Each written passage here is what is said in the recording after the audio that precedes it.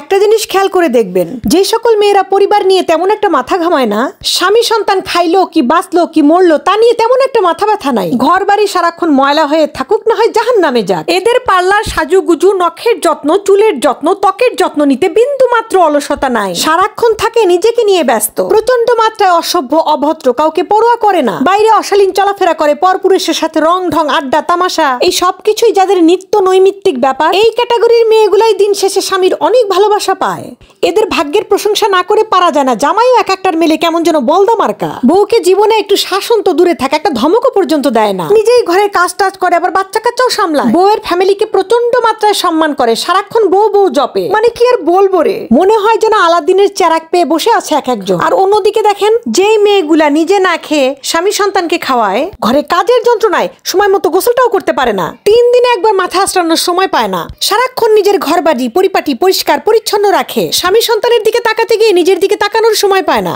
প্রচন্ড শালীন ভাবে চলাফেরা করে, জীবনে কোনোদিন কারো মুখে মুখে তর্ক করে না, পার্লার কি জিনিস এরা জীবনেও চেনে না, বা চিনলেও এদের যাওয়ার সুযোগ হয় না, রূপচর্চার ধার ধারে না, কোনোদিনও পরপুরুষের ধার ধারে না, স্বামী সন্তানের জন্য পারলে নিজের জীবনটাই ত্যাগ করে দেয়। এইসব মেয়েদের জামাইগুলোই হয় একটা কেয়ারলেস রোবট, না হয় করে পরকিয়া, না হয় থাকে মা বোনের ভেড়া, এরা বইয়ের কোনো চাহিদাই পূরণ করে না, না হয়তো হয় এক একটা অত্যাচারী ফেরাউন, মানে কি আর বলবো বুঝতেছি না। মাঝে মাঝে মনটা চায় ওই সকল মেয়েদের কাছে যে নিজের কপালটা একটু ওদের কপালের সাথে ঘষা দিয়ে আসি। Oh no!